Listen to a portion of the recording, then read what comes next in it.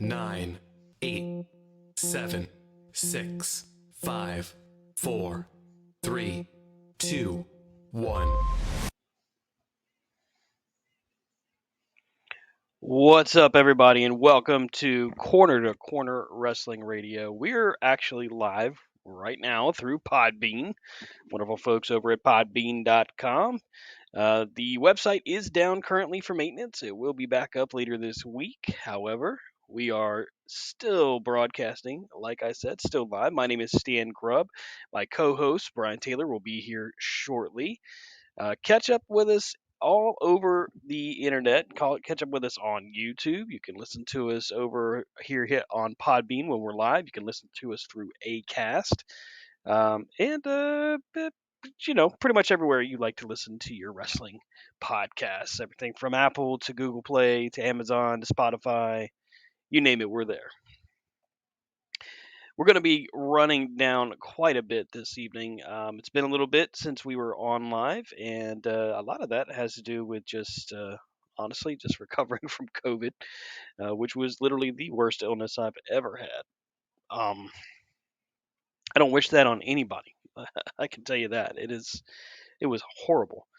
But we got a lot to cover this week. We've got Grand Slam 2 coming up Wednesday. We got Mox and Bryan Danielson for the AEW title. Oh, by the way, MJF is back. So we've got a lot to talk about there. AEW's ratings continue to stay at the million viewership mark and moving slightly higher. WWE's ratings have seen an increase. We'll talk about that. WWE is bringing War Games to the Survivor Series for the PLE, Premium Live Event, or pay-per-view. Got a lot to talk about there. Right now on Monday Night Raw, as it happens, we've got Bobby Lashley defending the United States Championship against Seth Rollins. There's a lot going on in the world of professional wrestling, but there's a lot to talk about in just kind of the backstage scenes that's been happening, with more on the CM Punk and the Elite situation. We've also got a little bit of news about Malachi Black, whose release was granted to him from AEW. We'll talk about the statement he released. If you want to catch up with us and interact with us, head over to podbean.com or pick up the Podbean app from your smartphone, and feel free to join the show. You're always welcome to join the chat. Tell us your thoughts and opinions. Tell us what you think is going to happen on Grand Slam, or hey, tell us what you think is going to happen in Survivor Series. What do you think about Bayley and Damage Control coming back? All of these things and more you can talk to us about right through Podbean's live application, right through Google Play or through the Apple App Store. Like I said, Brian will be joining us shortly. You can also, by the way, catch up with us on YouTube, not YouTube, but on Facebook and Twitter. Corner to Corner Wrestling on Facebook, and C2 at C2C Radio Show on Twitter.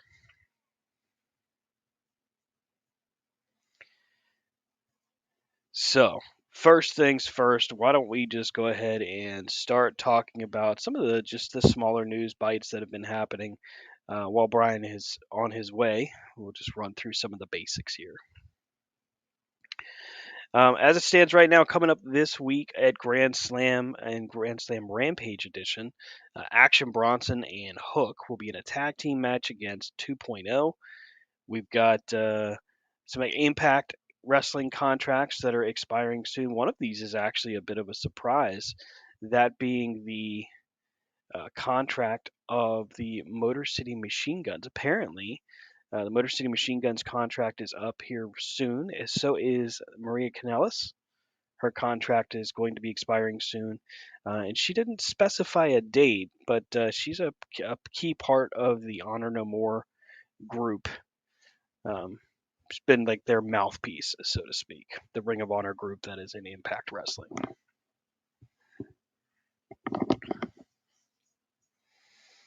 Gotta adjust the old headset here.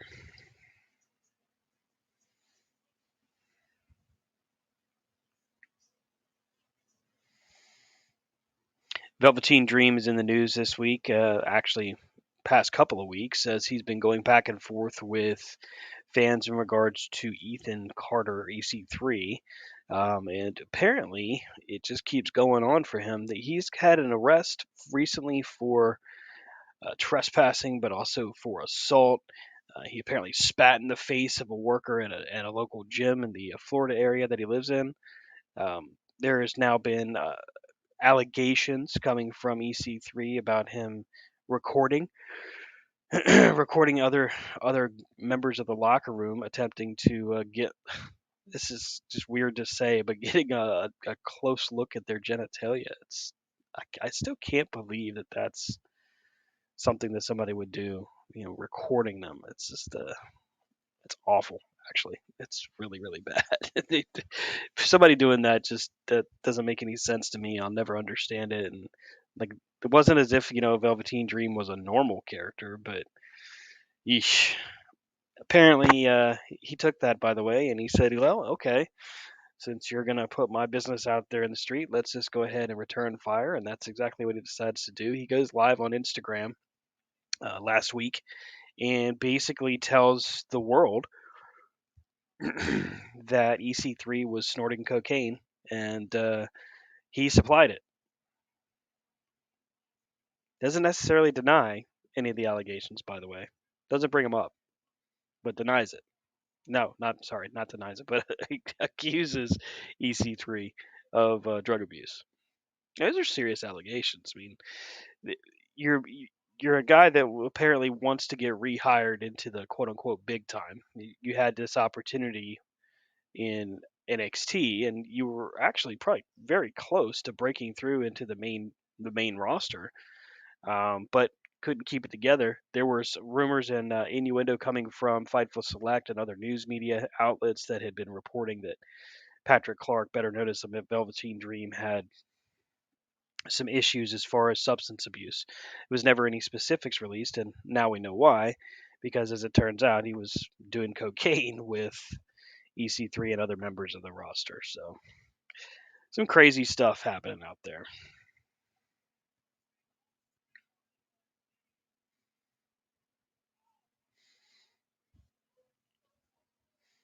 Right now, Monday Night Raw on right now as Bobby Lashley defending the U.S. title against Seth Rollins. Interesting to start the night off with that, because as they continue to build towards Extreme Rules, you would think that they would have a different plan in mind. But perhaps this is where we get another opportunity to see Rollins versus Matt Riddle. At least the build for it.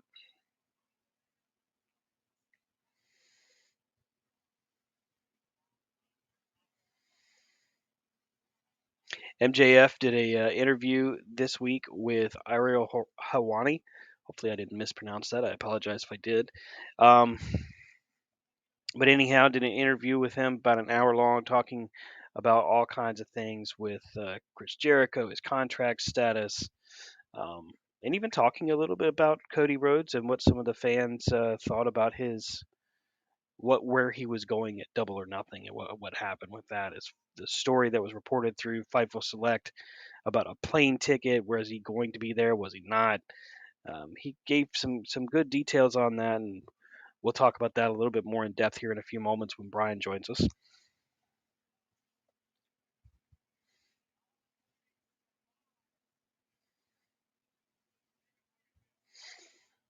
We're going to take a quick pause for the cause here just to recalibrate a headset. I will be right back, and we'll put a little bit of audio in here, and stick with us.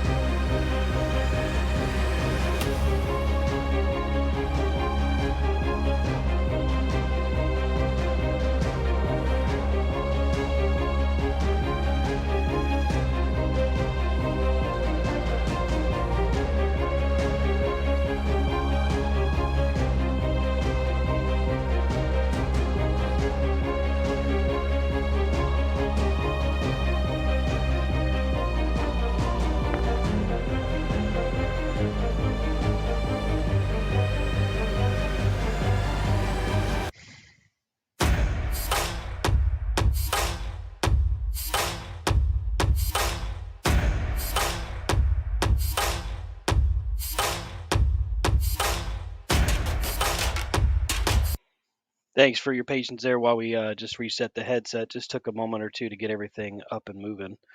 Again, we're live on podbean.com. We're our live broadcast of Corner to Corner Wrestling Radio. We got Seth Rollins and Bobby Lashley going on right now.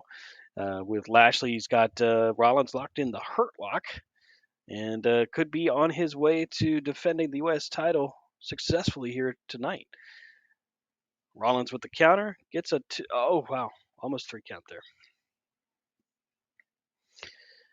So, if you're curious as to how to interact with us here on the show, of course, you can always head to podbean.com or the app on your smartphone. Pull it up and join the show. Be able to join the conversation. And hey, there he is. I hear him right now. We are live with. It's Brian Taylor. What's up, Brian? What's up? You don't hear me and you can't see me. Wait, you're John Cena? I thought you were Brian Taylor. God damn it. Have you ever seen us in the same place at the same time? Ooh, that is a valuable point. That's a good point. That's a very good point. So you got to tell me then, how did you learn how to do that dance for the intro to Peacemaker? Well, so hard work and practice. Yep. But thanks to the Mr. Gunn, a great director, we managed to pull it off. Hard work and effort enjoyed by all. That's right. And also, you should know that you have never seen me and Batman in the same place, so it's highly possible I could be the Cape Crusader also. Damn. So you're independently wealthy, though. Now I know who to hit up for money. Very good. Well, you don't have to earn it. I don't just do handouts. You know what I'm saying? What are you talking about? Batman does handouts all the time. He also gets children killed, but that's not the point. I don't know if he got the guy killed. Well, I mean, he did introduce him to crime fighting and getting his head kicked in by the Joker. But hey, what do I know? Well, yeah, I mean, he could be a contributing factor, but it's a pretty major factor. He's not the guy. Just beat with a crowbar, blown up. I mean, it's not a normal life for a teenage kid. Yeah, this is not the billionaire you're looking for.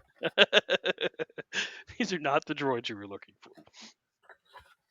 So, how is it? How's it going for a Monday?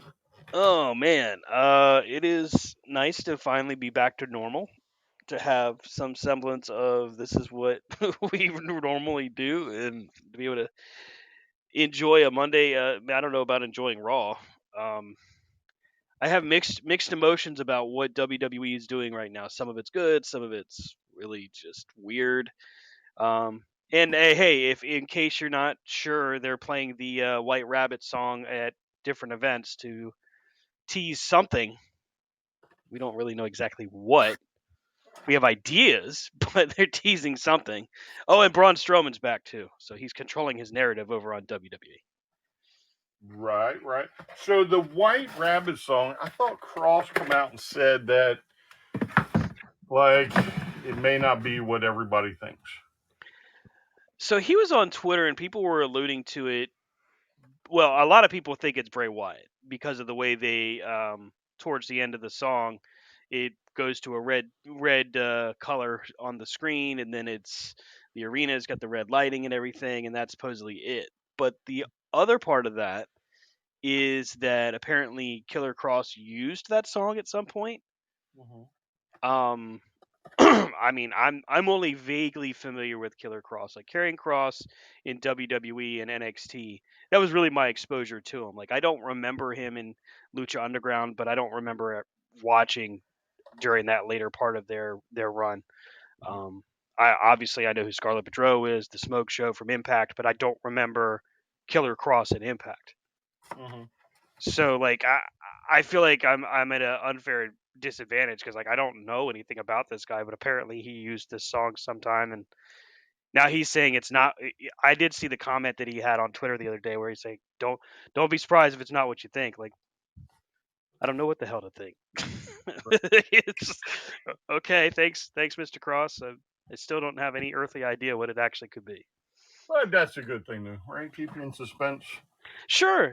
I mean, the red light doesn't necessarily guarantee the Fiend's coming back. Like, I didn't instantly jump to that, although it does seem like something Bray Wyatt would do, or that would be done for. Yeah, you know what I mean. Something that would be done for Bray Wyatt. But I mean, it could be anything, right? It could be just them screwing around, messing with fans' heads.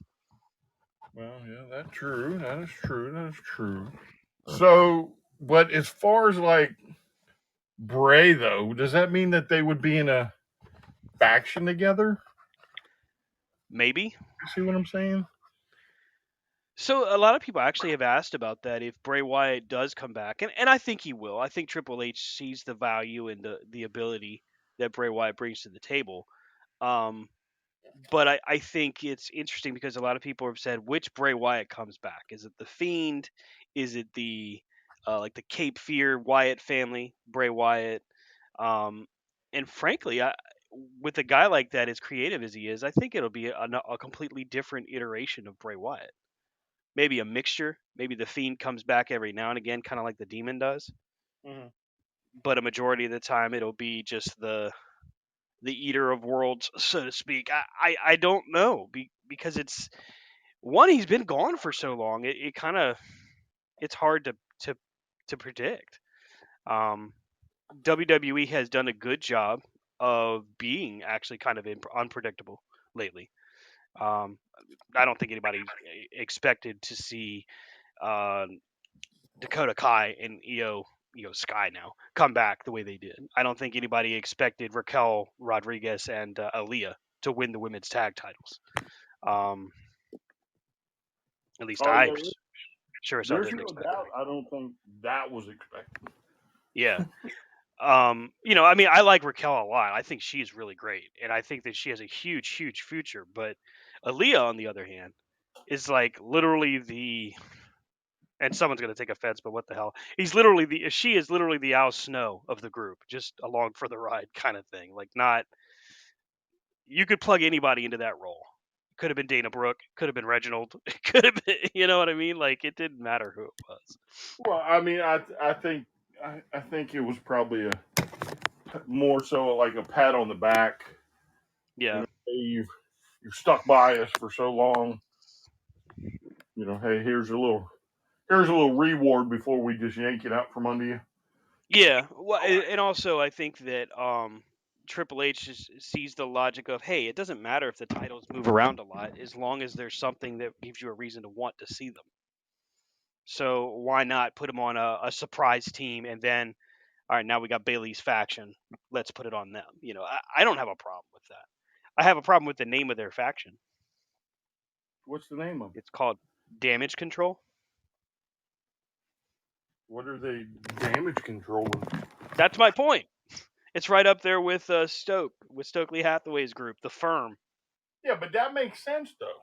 How does it make sense? What are they, a bunch of lawyers? No, it's a firm. Like, we're gonna do our thing, but then when you pay us money, we'll come do your thing. You see what I'm saying? That's what firms do. Hey, I need you to handle my business account. Oh, okay, cool. It's a firm. Call The Firm. You come beat up. I just keep expecting him. I keep expecting him to come out in suits and carrying briefcases. Morrissey, I need you to come beat the piss out of stand for me.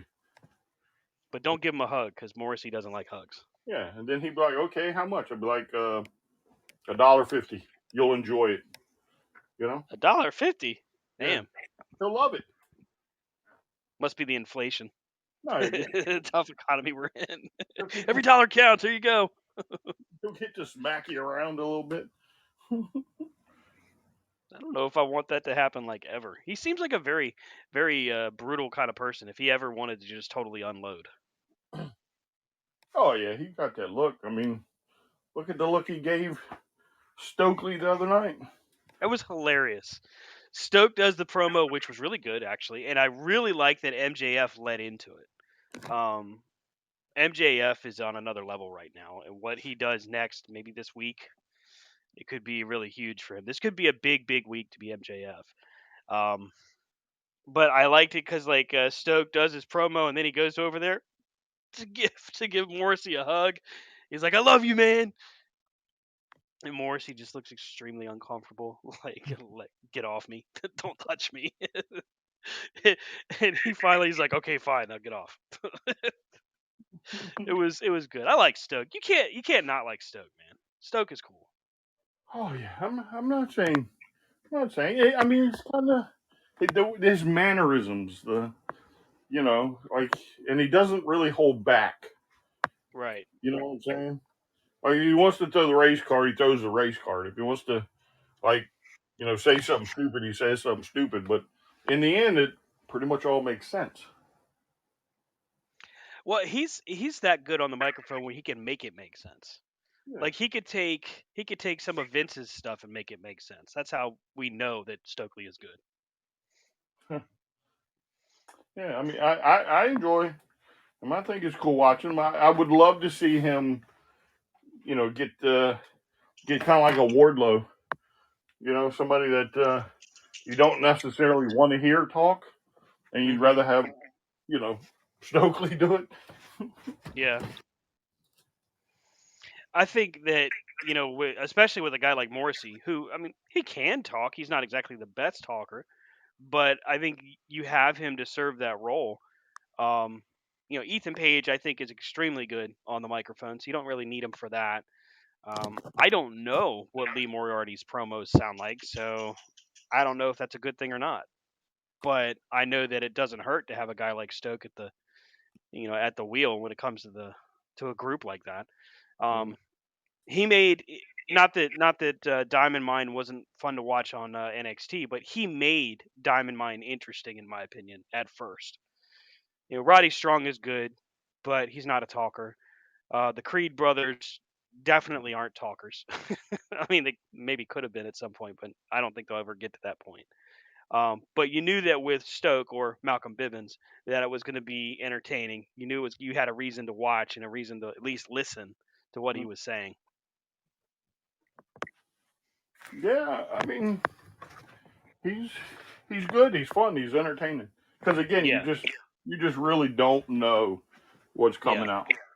And I'm not quite sure if it was smart, in my opinion, to pull him away from Jade so fast. But if in the end it all works out, makes sense. They're the ones making the book, and I'm not. So yeah, I don't know how. I mean, it did seem like it was 1 minute we've got him with Jade Cargill, and the next we've got Jade's all by herself again, or with the baddies. So that was a little weird. But I would have honestly preferred for him to stay with Jade as well. Why not have Jade involved with that? Just when they do their backstage promos when they're all together, just more fuel to the fire there. I mean, she's got the baddies, but it's not like the baddies talk for her. well, I mean, Kira talks. The other one doesn't really talk, but Kira talks. Hogan. Yeah. So she's fun to listen to. Let's play a game, Brian. Let's play a game right now. It's called What's the Dog Chewing On Right Now? Oh man, I had a better one. Let's All right. play out of the hundreds of wrestling DVDs. Which one do I have in my hand? Oh, no shit. I don't know. I don't have any idea. What are you chewing on, you little rodent? Hey, so I got an extra VHS. It's yours for the taking. An extra what? VHS of what's it? Ringmasters, the Great American Bash. Ooh. Actually, I might take you up on that. That's a good one. Yeah. Old school stuff right there. Tuck away in your collection. Hello, Bella. Are you done eating the plastic fork? Never. If we were on camera, I would show the world Bella, but we're not. So haha, you don't get to see her yet. But eventually, the world famous Grub Beagle will be on TV. The Grub Beagle, huh? That's right. The Regal Beagle. No, wait, that's a different thing. The Regal Beagle. She's looking at me like, what the hell are you talking about?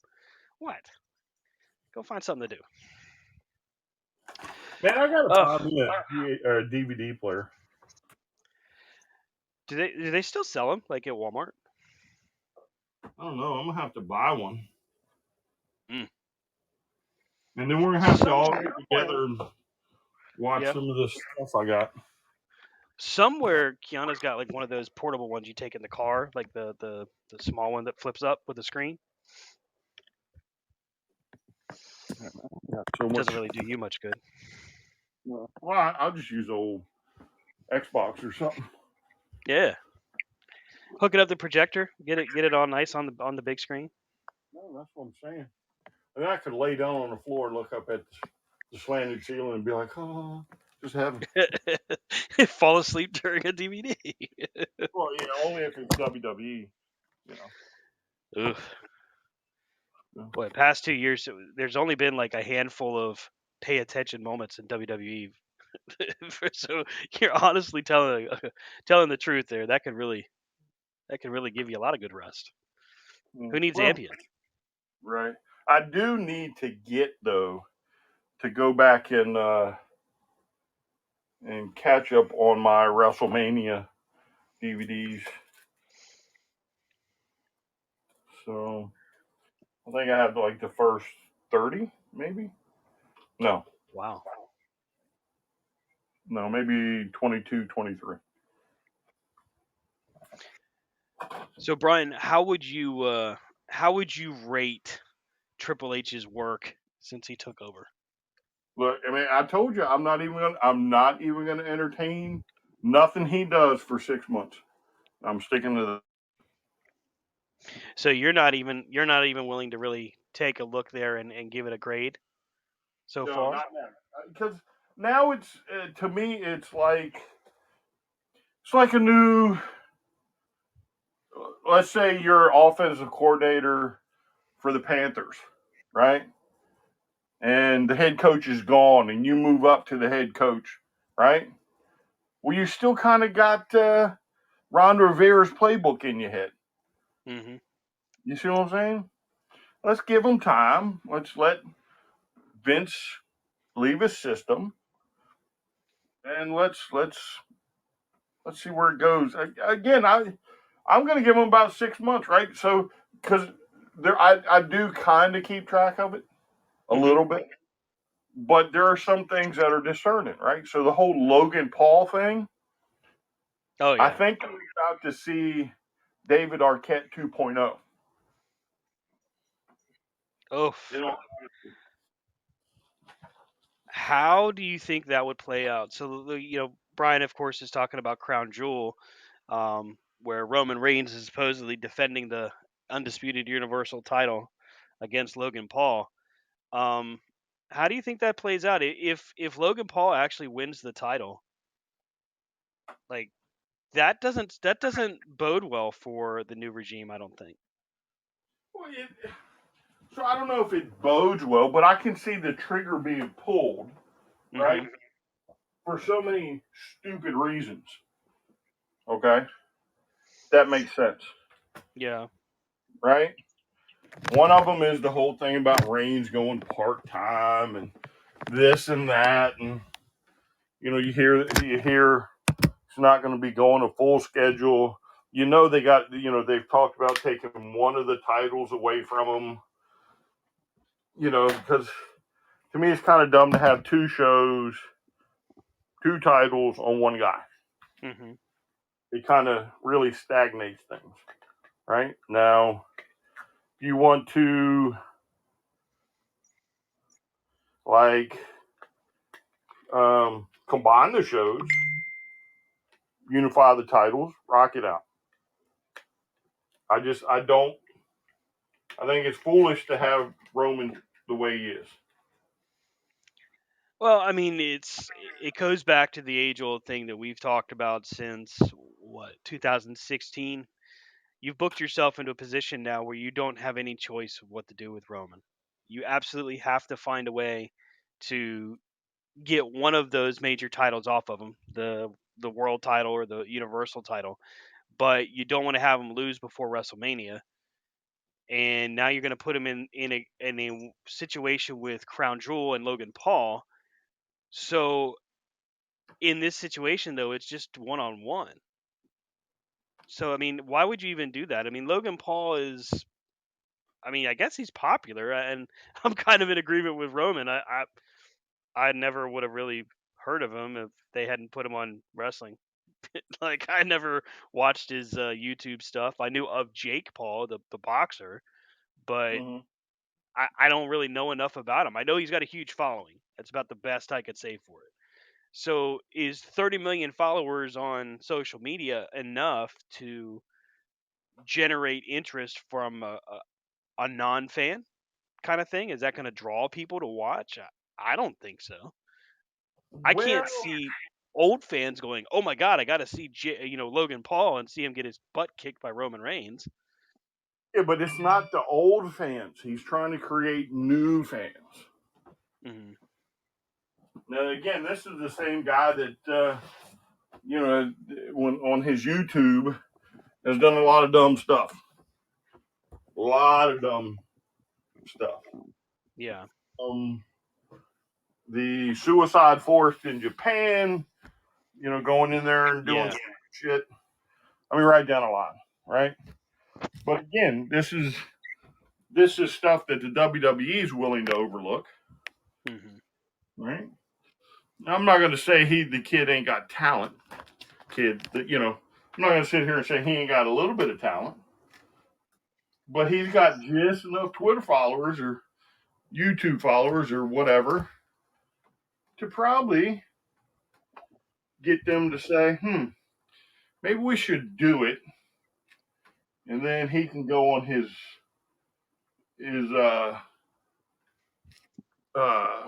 social media, Hmm. and once he says, "Oh, I'm the WWE champ," maybe it'll spike their numbers. It just seems like, I don't know. I'm trying to find the right word for this. It seems like a Vince move. Yeah. Let's take a guy, a virtual unknown, from a wrestling perspective, and let's just make this the most entertaining whatever, and it's gonna last what, 8 minutes? I mean, I can't see like that main event going any further. Ooh, I don't remember Austin Theory being busted open. That's nasty. Um, but getting back to it, I just don't see that match going very long. So you're gonna have to have a real powerful card for it to make any kind of impact. We all know that I'm not a big fan of the Saudi events as it is, but I mean, what possible reason would I have to turn on Peacock at 1 o'clock in the afternoon on a Friday to see like Logan Paul and Roman Reigns? I don't have an interest in that. I don't have a vested interest in that. I can't see a new fan going, "Oh wow, it's Logan Paul." Like, I've not seen Yeah. anything like that. But again, though, you have to remember he's got however many Yeah, followers. followers. Yeah, Yeah, that, yeah. and again, there's probably a large portion of them that have no clue what the WWE is. But when he puts on there that, I'm going for the world title, Hmm. because you gotta do the whole, you know, thing about it being legit, then who knows how many of them tune in, right? And I mean, do you think it's coincidence that is that show?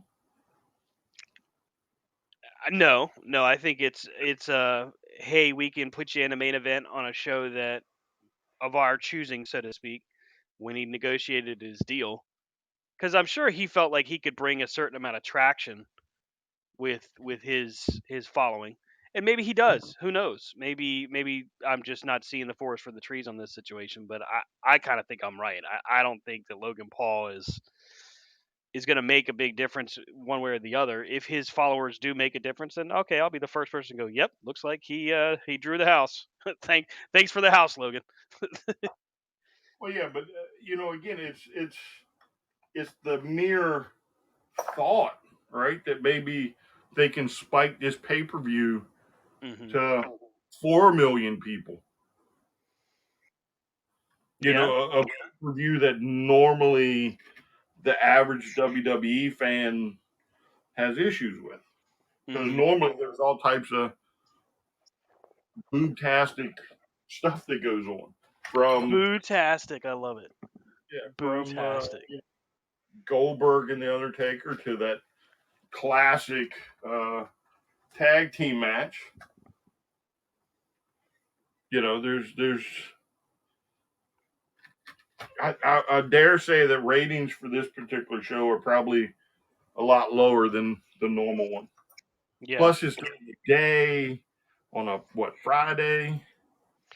I mean, contractually you have to do it. You have to do the show. You took what they say that deal was like $500 million for that contract to do the shows overseas. So you got to do it. You can't just phone it in. Triple H isn't the guy that will just phone it in, not normally anyway.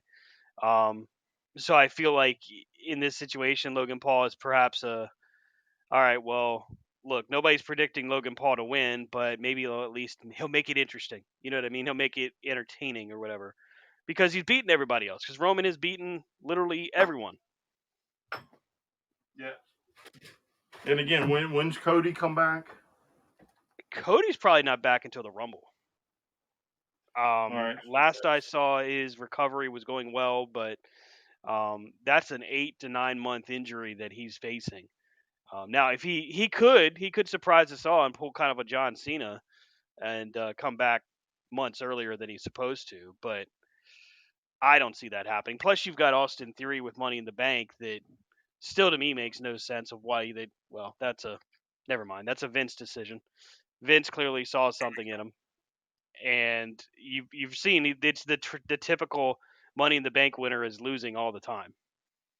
Like every match he's had, he's getting cost the match by somebody else. He tried to cash in on Brock and Roman during SummerSlam, got the snot knocked out of him by Tyson Fury. Clash at the Castle. No, I'm sorry, it was Clash at the Castle. He got knocked out by Tyson Fury. Getting all my events mixed up. But either way, I mean, it's right now. If Cody comes back, it's such a very murky situation at the main event. I'm figuring they want it to be a clear road to WrestleMania kind of thing for Cody Rhodes versus Roman, and that's probably night one. Night two is probably Roman versus The Rock, if what we're hearing is correct. Well, but so here's the issue, right? So how do you get Cody into the spot? Mm-hmm. And then how do you get The Rock into the spot? Well, I mean, The Rock is one of those things where he can just, he could do a guest spot on Raw or on SmackDown, since that seems to be the primary place that Roman's storyline unfolds, and start to build towards that. Cody's is more clear cut. You just have him win the Rumble. Yeah, but so, I mean, don't you think you should like have The Rock kind of like not just have it fall into his lap? Like if I'm Roman and The Rock comes out and challenges me, why am I going to accept? I mean, you're not on the roster. You're not, we're family. So you're going to pull the family card and try and convince me to wrestle one of the greatest of all times. No. You know what I'm saying? Well, I suppose what could happen is if, let's say, we'll fantasy book this a little bit. Let's say Logan Paul somehow gets the fluke victory over Roman, and maybe on social media, for example, The Rock makes fun of Roman for losing to a relative unknown, makes a joke, maybe compliments or congratulates Logan Paul, and then if The Rock is filming a movie, which most likely he is, have Roman show up on set, and they could film a segment or a moment where Roman confronts him, maybe attacks him. Maybe Roman seeks him out. I guess it's possible, but it's just I don't. I mean, see, it's weak booking to me, but well, I just don't see how or why we would have Roman face two guys, both on night one and night. Because then you're almost saying he's destined to lose once. So you almost kind of take any shock and surprise, kind of like out of the equation. Mm-hmm. What you Well, mean? that's true. I mean, if you think about it, right now, if Roman was to go against Cody Rhodes, let's say Cody wins the Rumble, and let's say it's Roman and Cody, the natural prediction is going to be that Cody beats Roman. Right. And with the right guy making the call, maybe that's what happens. But then if you have him, let's say that plays out, let's say that's night one, now you know for a fact Roman's not losing night two. They're Right. not going to have Roman lose twice in a row. Right. I Right. I get it. Triple H has a good understanding of what makes the fans, I guess, tick. But I don't think he would say, yeah, we're going to have you lose 2 nights in a row. Yeah. And again, then just how long does The Rock stay? Well, that's the other thing, and this is where the rumor mill kind of drives me nuts because people are still predicting that it's going to be Roman and The Rock at Mania, even though not one single thing has happened to really and truly build up towards, hey, we're getting ready to see The Rock come back to WWE. Well, And yeah, but I can't see that being built for much more than one pay-per-view. well, I mean, maybe we get kind of like what happened with Cena, where he comes back and has a couple months out of it, but Yeah. you always have the Rumble for The Rock. Mhm. I mean, think of how big that pop's going to be if here comes number 30. Who's it going to be? And then you get The Rock's music. The crowd would just go ballistic. And poor Cody,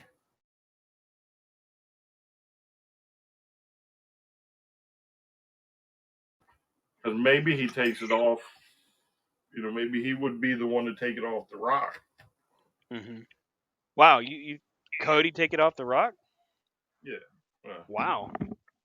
That way Roman doesn't really lose anything, and you could always pull shenanigans with Cody and The Rock. Well, I have a feeling if and when Cody comes back, that road to WrestleMania for him is going to be a tumultuous one because he's going to end up facing Seth Rollins. He's going to end up having to. I think he'll be kind of like that guy that has to defend his position to keep the main event spot. So we'll get whatever they call that middle pay-per-view between the Rumble and Mania, and he'll have to defend his main event shot against Seth Rollins, and maybe loses to Seth, and we have a triple threat kind of thing. Or maybe like you said, maybe he doesn't actually recover, and Yeah. he's back maybe the Raw after Mania, Yeah, I just which that could actually be good. to me, if Roman has both belts still, which is a Mm-hmm. mistake in my opinion, Yep. then I don't see him losing both at WrestleMania. One, I think it would be okay for him to lose. See, that's the other thing. Like he doesn't need both titles. Right. He could very easily lose one now and Yeah. still not lose his his place.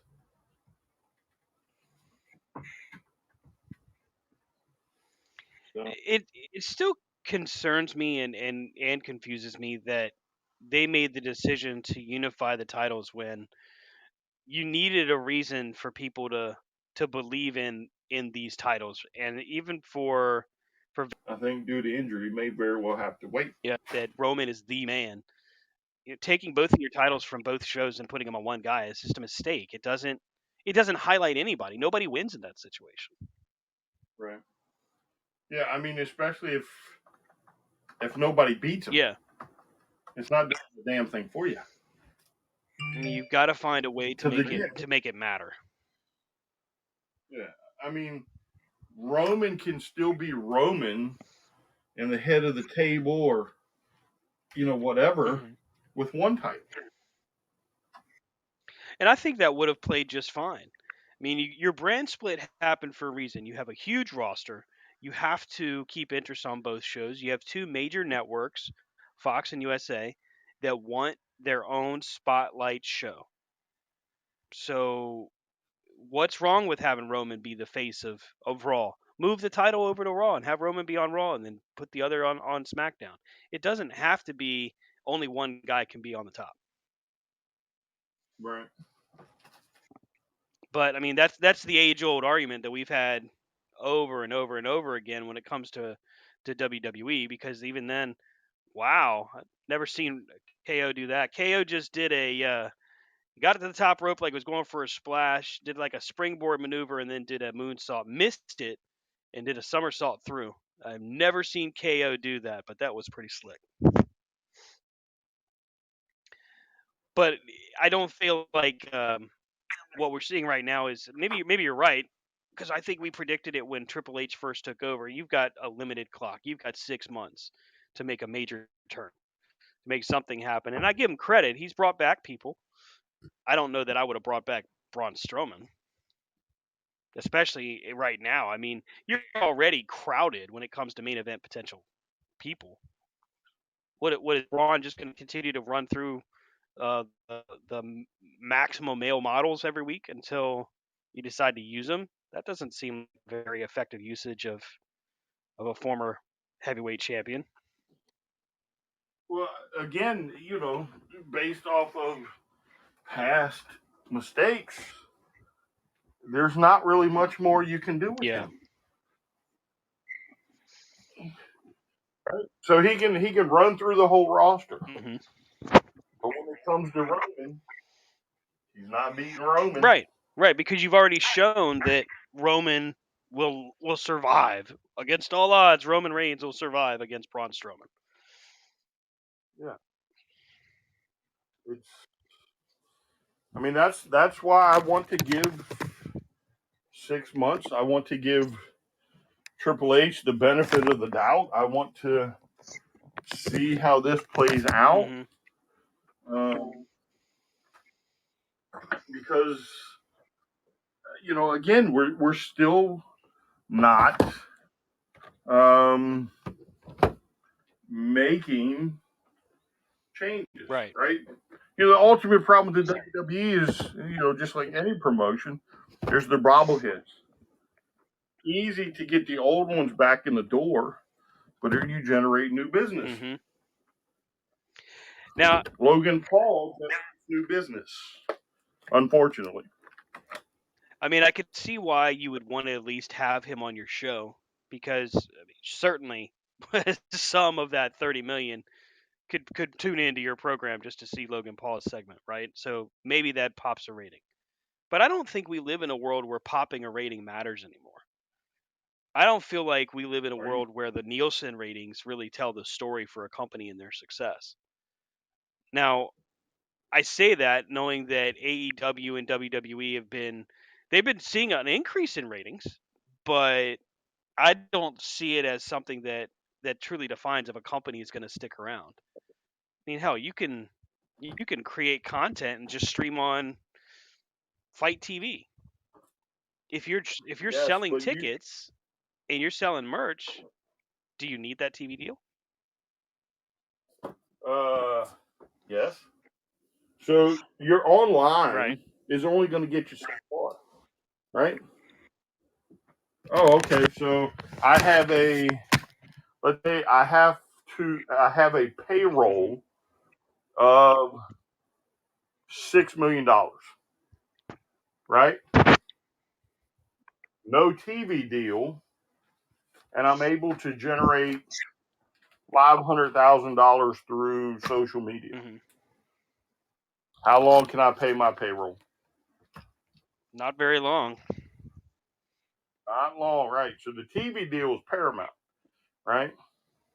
And there's been talk about because I don't know, I haven't heard about the WWE's TV contracts coming up, right? So, we can discuss AEW's because it's out there. Right. We know that Right? 24 seems to be the magic number. Yes, but there's also talk that it's looking really good for them to get a better deal. Yeah. Better deal means more operating cash. More operating cash means I can do bigger and better things. I can pay somebody like Moxley to make sure he doesn't go back to the WWE. I can pay somebody like MJF to make sure he doesn't go to the WWE. You see what I'm saying? Yeah. And it's about the revenue. And one way that they pay attention to revenue is simply by the TV rates.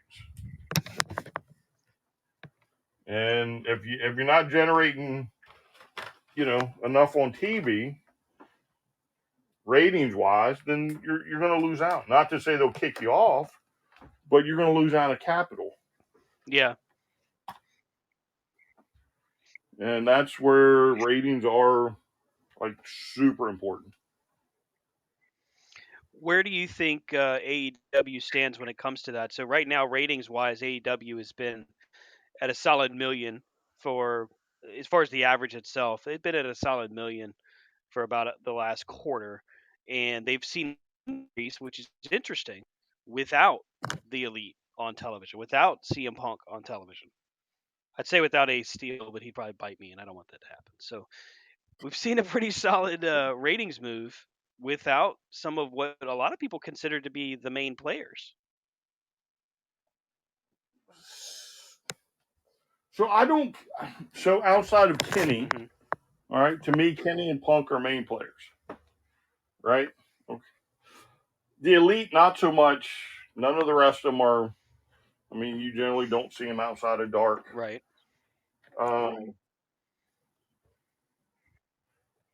But, again, Kenny's been gone, right? CM Punk falls into a niche audience. I hate to say it, but it's true. Because there's a portion of AEW's audience that has no clue who he is until now. Right? They hear about the pipe bomb, but they're not going to go look it up. They have no clue to, what it was about. They have no clue about, what his career was before he came back. And while on paper, those two, again, the Young Bucks, are they important? Sure. But,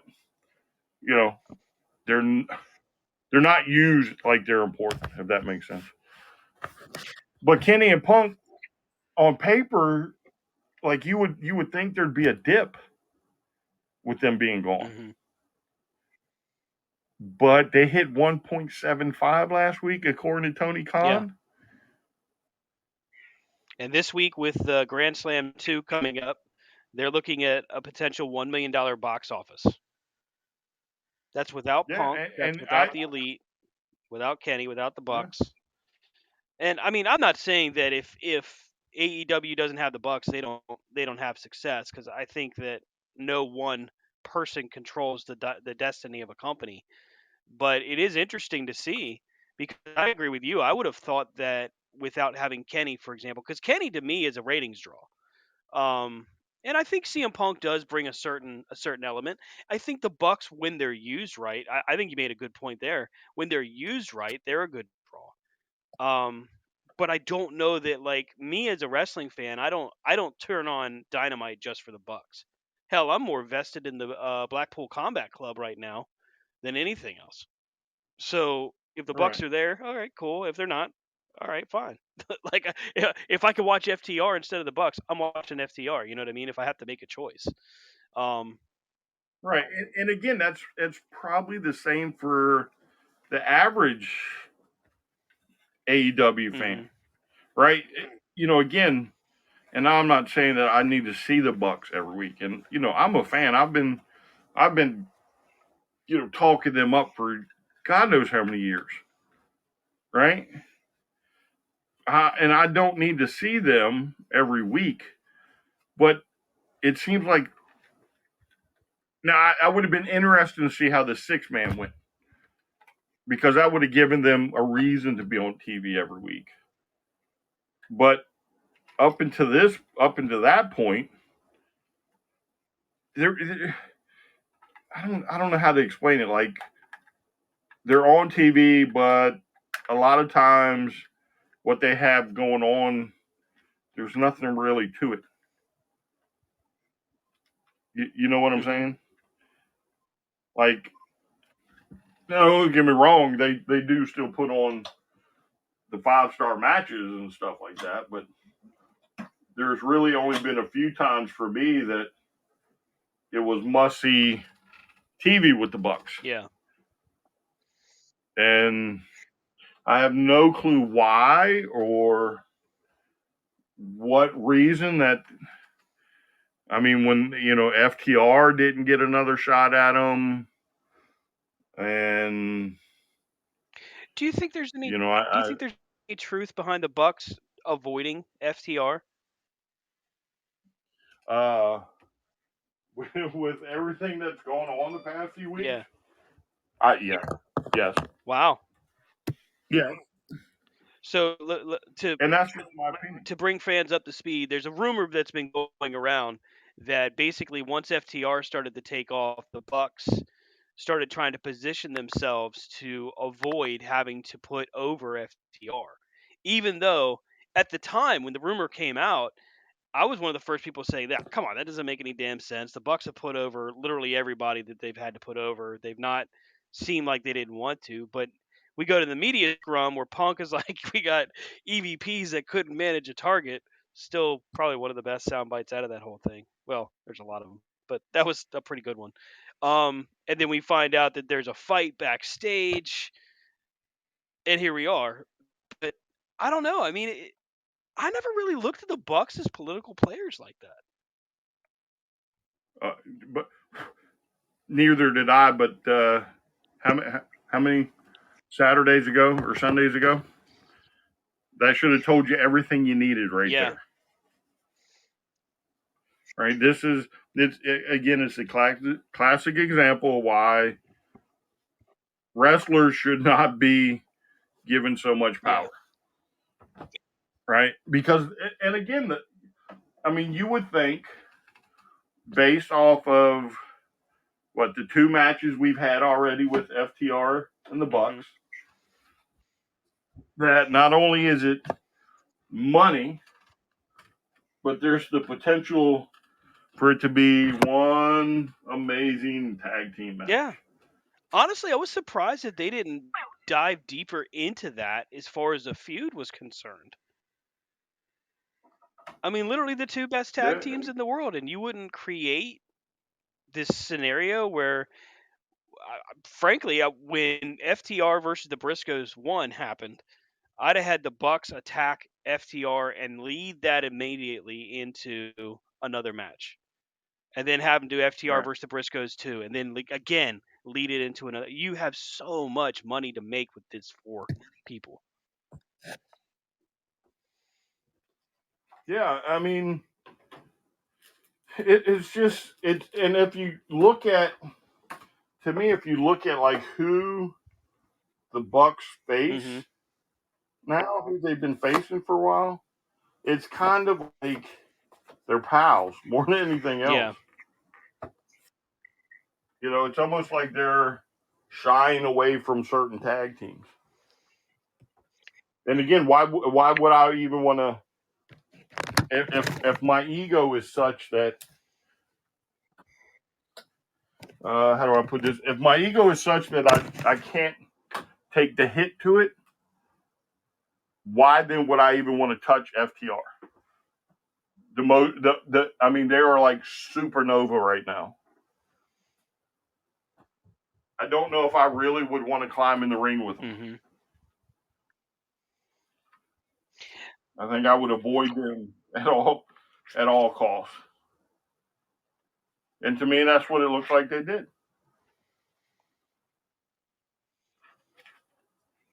I mean, and again, rumor's been there for months. That's the thing Actually, probably more. with how the Bucks are. You're absolutely right. I mean, right this moment, if they come back from their suspension, let's say they're back maybe next week. Granted, I don't think they're going to be back anytime soon. I think Tony Khan is wanting to see this to its fruition. I think he made the right call. You can't have people running around and causing this kind of disarray, especially when you're coming up on renegotiation time for your TV deal.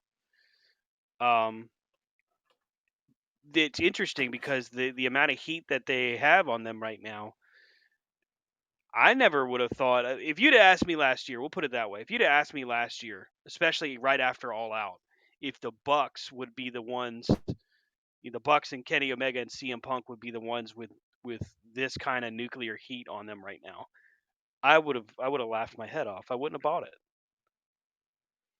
I wouldn't have believed you because it just wouldn't have made any damn sense. And here we are, a year later, and CM Punk has yet again dropped the pipe bomb that hey, say what you want, it could very well be a very elaborate work. I don't think it is. Now, if they're smart enough to get everybody on the same page and turn it into one, I'd love to see it because it would make for good TV. But I don't know. I wonder if there's even enough people out there that would want to do that. I don't think that the Bucks, and it's weird to say it because I never thought of them as political type guys. I don't think the Bucks want anything to do with it. I think they're probably more inclined to stay home. Well, so I'll put it to you like this, right? And there's been talk, many interviews throughout the years, right, where they discuss like real life heat, right? So real life issues, and the wrestlers were able to tuck it away, put it aside, and go out there and just draw more money than the two had ever seen before. And there being a deep seated passion, right? Michaels and Brett is probably a prime example, right? Both of them did what they were supposed to do, tucked the hatred away, went out there and probably drew more money at that time than either one of them had ever seen. Yeah. I mean, and because they were smart businessmen. Yeah, and they did it. They did it right. I mean, they let the stuff be what it was. But when it came to even Montreal, say what you want about Montreal, and a lot of people have a lot of mixed opinions about it. But even in Montreal, they were both cognizant enough to not literally try to beat the shit out of each other, like not to do business, so to speak. Right.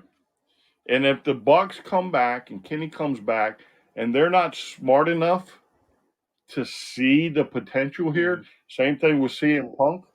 And he comes, and I think CM Punk is smart enough to see the potential. Yeah.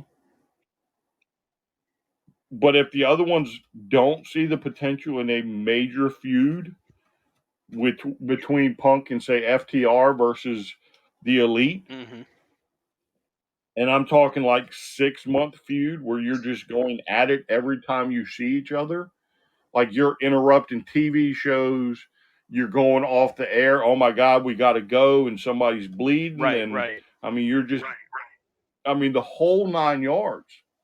If Tony especially is not smart enough to capitalize on this, none of them have any business being in pro wrestling. I felt really bad for Tony Khan. I've watched that media scrum a few times. The whole time he's sitting there while Punk is just, like I said, setting ablaze the locker room, just burning it down. And Punk knows at this point that he's got an injury. So I felt like, at the time I didn't know that he had the injury when it happened. But then after the fact, I watched it again, and you can tell he's like, I know I'm hurt, and I may not be back. So I'm going to make sure that my words get out there and people hear everything I have to say. So when it came to him addressing Colt Cabana, who, oh, by the way, up until last week hadn't said a damn thing. Now suddenly he's kind of vocal. I don't know if you've seen some of the comments he's made, but he's been half answering what's Who, been going Colt? on. Yeah. Apparently, there was a figure in the works, an AEW figure that got buried. There was merchandise that was planned. Other than that, got buried. And he says he's still working for AEW. He still has AEW on his paychecks. But he also commented about his brother also sharing the bank account with his mom. So quietly, these things are starting to hint back up. But getting back to the scrum. Yeah, but Oh no, go ahead. I don't think. I mean, there are plenty of prototype figures that pop up Mm-hmm. that never get released. So just because I had a figure and it didn't get released, I don't think has anything to do with this. I don't think because again he had already transitioned to ROH. Yeah. Well before this even took place, even before Page opened his little claptrap. So it was, I mean, like he was already in ROH by this time. So it wasn't, I don't think it was a demotion. I don't know. I don't think it had really anything to do with Punk. I need a name to go to ROH. Colt fits ROH better than he does AEW. Why not send him? I would have sent, if they had an actual program, you probably would have seen a quarter of the roster go to ROH. Well, and I can see the merit in having Cabana over a Ring of Honor to help with the locker room, to help with broadcasting. I mean, you got Ian Riccaboni, you got Caprice Coleman and Colt Cabana. That's your team. That's your broadcast team. So it makes sense as you're getting yourself ready for a television deal. Absolutely, you got to have the right people, the right pieces in place.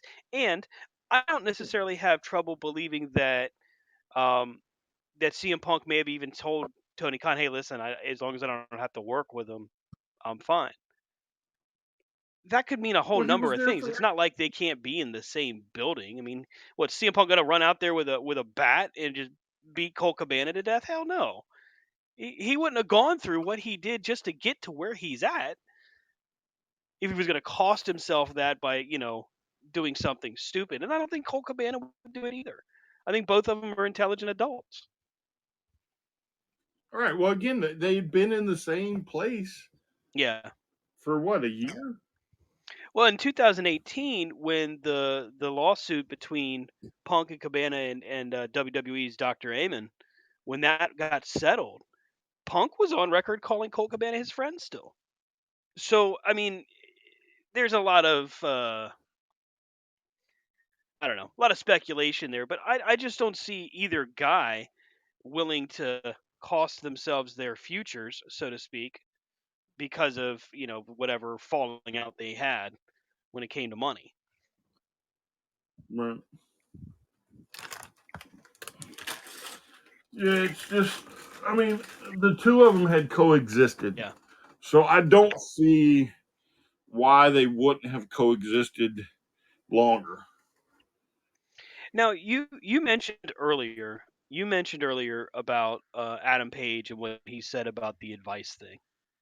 Now, what we've seen and what we've learned over the course of time, with not just as fans but also with our experience working with like UCW, the advice of those that are veterans in the industry is huge, and it is the opportunity to sit down and to learn when you can do that. So when Adam Page does his interview with Chris Van Vliet and says, I don't really take advice.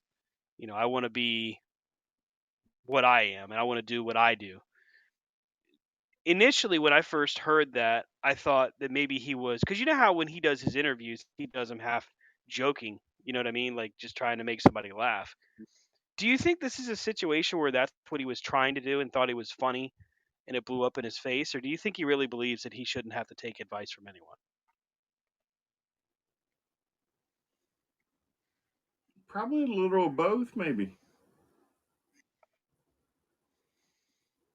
Um, again, you have to almost question like how or what he was. I mean, he came from New Japan, Yep. right? He was over at New Japan, which is a completely different world. Mm-hmm. And you have to wonder if he would have even said that if he was being interviewed while still part-time in New Japan. It would have been not Because, good if he had done. They would have fired him. That's the kind of thing that could have cost him his position. well, I don't think they would have fired him. I mean, it's just like we talked in the chat. If he had said that in front of Harley Race, what would Harley have He'd have done? beat the shit out of him. What would Stan Hansen have done? Oh, The Undertaker, Bruiser yes. Brody. Yes. You know, what do you think would happen if he had said that in front of Minoru? Mm-hmm. Or Okada. Or Nakamura. Yeah, or Okada. I mean, he literally would have probably got the brakes beat off of him, Mm-hmm. especially the more old school guys. Yeah. And he never would have. His like star would have just plummeted out the sky. It really surprised Now again, me when you said it. It really did.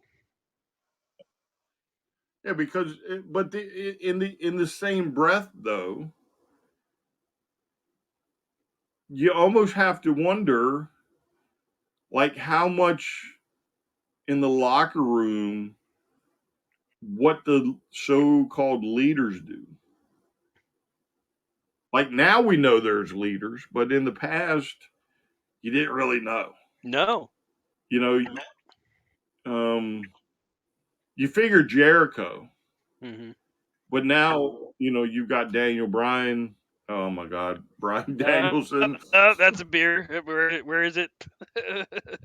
You owe the audience a beer. Good luck I mean, paying for that. you got Mox giving us pep talks on live TV. Yeah. You know, you got, to me, it's almost like this incident has solidified. Yeah. Like it was almost like, hey, come to AEW. We got this carefree, laid back attitude. And you got people that are not used to that at all, Mm-hmm. who, like Jericho's been in wrestling for, was he like 50 now? So 30 plus years. The bionic belly. Been all, do The what? bionic belly. Yeah, but you know what I'm saying? He's quite possibly the greatest of all times. And not title wins, Mm-hmm. but he's right up there with Ric Flair. Like, if this guy gives you advice, best thing to do is shut up and listen to it. But, you know, again, you don't know the atmosphere of that locker room prior to Pipe Bomb 2.0. And now maybe you have, you know, the Moxes and the Danielsons and the Jericho, like, look, we got a good effing thing, you know, going on right now. Y'all little nitwits are not going to ruin this for us because we're about to go big time. Yeah. You know, we're about to make y'all so much money that you have no earthly clue the amount of money we're possibly going to make. And we're not going to let y'all F it up anymore. Your little childish games and antics are no longer allowed. You know what I'm saying? Y'all were EVPs. Y'all were supposed to act a certain way. Well, y'all are little kids, you know. And maybe a lot of it has to do with where they come from. Yeah. The Bucks, you know, Adam Page, Kenny Omega. You know, I would have thought Kenny would have been better at this, and I mean, at least he tried to save the dog. But what did he get for his troubles, though? Big old dog or bite from Ace Steel on the arm. Did you see that bruise? To me though, Kenny should have been the one be like, look, let's not approach this now. Yeah, absolutely. You know, and again, it's kind of odd that he went after the dog. So maybe he was just, you know, the Bucks were like, yeah, let's go talk to him. Let's go talk to him. Maybe he was up the hall and be like, look, fellas, let's cooler heads prevail or something. You know what I'm saying? And then, yeah. Oh, let's get the dog, and then Ace bites him. The whole thing goes south. Ace been a guy. Every time I hear this story, every time I read it, I just all I can think of is Ron Burgundy, where they're all sitting in the back room. He's like, that escalated quickly. Tony Khan sitting there with But you know what? with his head on hands on his hips, like, what the hell am I gonna do now? Yeah. But maybe that was Kenny's. Maybe Kenny was the voice of reason a little bit. Yeah. You know, maybe Nick Jackson was the voice of reason. I don't think it was Matt, because I think Matt was the one that was just like running, Yeah. stampeding up the hallway. He was in La La But Land. but you know what I'm saying? These guys have never been like, if you've never participated in WrestleMania, Yeah. there's absolutely no way I could verbally explain that to you. You know what I'm saying? Mhm. But like now, the locker room leaders that they got. You still there? Yeah. Oh, okay. But now, like the leaders that are emerging out of this, they've been to WrestleMania. Haven't they all headlined to WrestleMania? Haven't they all, Mhm. for I hate to say it, but the WWE being what it is still the greatest spectacle as far as sports entertainment or pro wrestling on the planet. Mhm. And if you've never experienced that, you have no clue until somebody like, Mox or Jericho or Danielson be like, no, y'all aren't fucking this up for me. Right.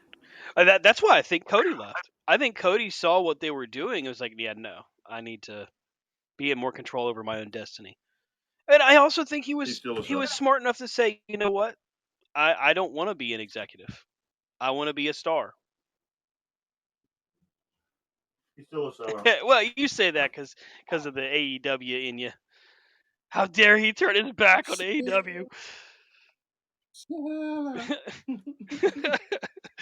But I mean, it's interesting because all of these things that have been happening behind the scenes, and I think you and I both have said, give AEW a break. Tony Khan's doing what he can. They're 3 years in, but you have a media scrum like that, and I think you're the one that said it first.